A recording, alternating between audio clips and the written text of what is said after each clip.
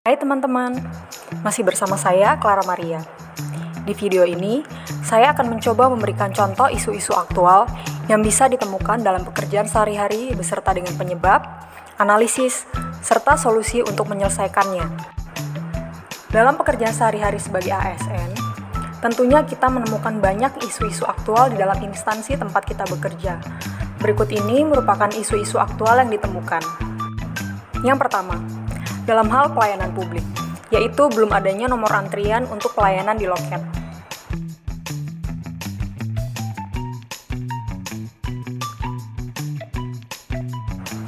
Yang kedua, dalam hal manajemen ASN, kurangnya kedisiplinan beberapa pegawai untuk melakukan pengisian daftar hadir atau absensi, baik secara manual dan atau melalui mesin absensi face recognition. Dan yang ketiga, dalam penerapan whole of government, pemahaman dalam menggunakan aplikasi e-office baik untuk keperluan surat menyurat maupun absensi secara online yang masih kurang. Apa yang menyebabkan timbulnya isu-isu tersebut? Untuk isu yang pertama yaitu nomor antrian yang belum ada, antrian di loket pelayanan yang volumenya tidak selalu ramai sehingga jarang terjadi penumpukan antrian, sehingga ketika orang datang bisa langsung mendapatkan layanan tanpa harus mengantri. Untuk isu yang kedua, yaitu kedisiplinan yang kurang untuk melakukan absensi, merasa bahwa kehadiran sudah cukup mewakili pengisian daftar hadir, sehingga melakukan absensi bukanlah suatu hal yang harus dibiasakan, serta tidak adanya sanksi bagi pegawai yang tidak disiplin dalam melakukan absensi. Dan yang ketiga adalah kurangnya pemahaman untuk menggunakan aplikasi e-office.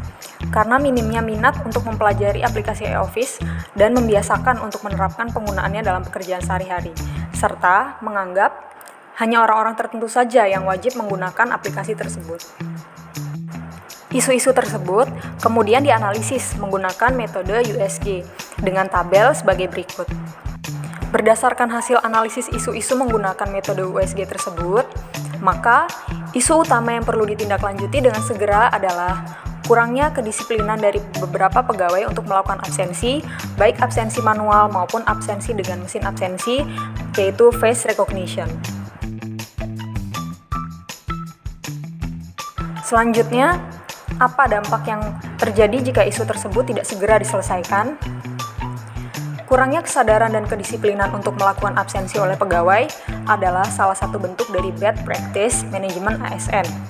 Sehingga apabila tidak segera diperbaiki, akan menjadi kebiasaan buruk yang menimbulkan kerugian bagi yang bersangkutan. Contohnya, 1. Penilaian kinerja yang kurang baik.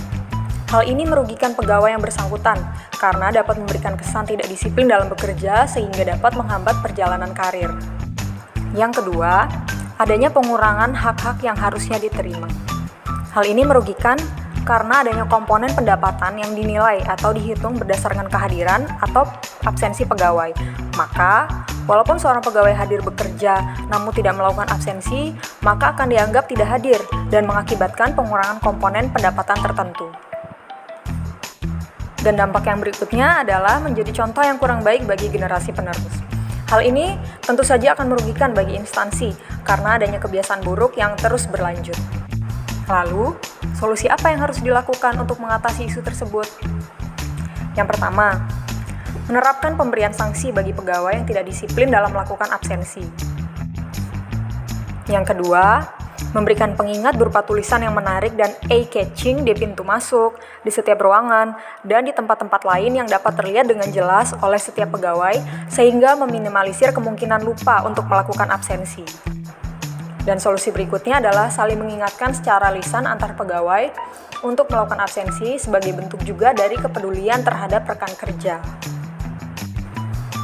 Dengan menerapkan solusi-solusi tersebut, diharapkan seluruh pegawai ASN ke depannya akan lebih disiplin dalam melakukan absensi sebagai bentuk good practice dari manajemen ASN. Nah teman-teman, demikian sharing kali ini mengenai isu-isu aktual dalam instansi beserta analisis, penyebab, dan juga solusi yang dapat dilakukan. Semoga bermanfaat, terima kasih dan salam sehat.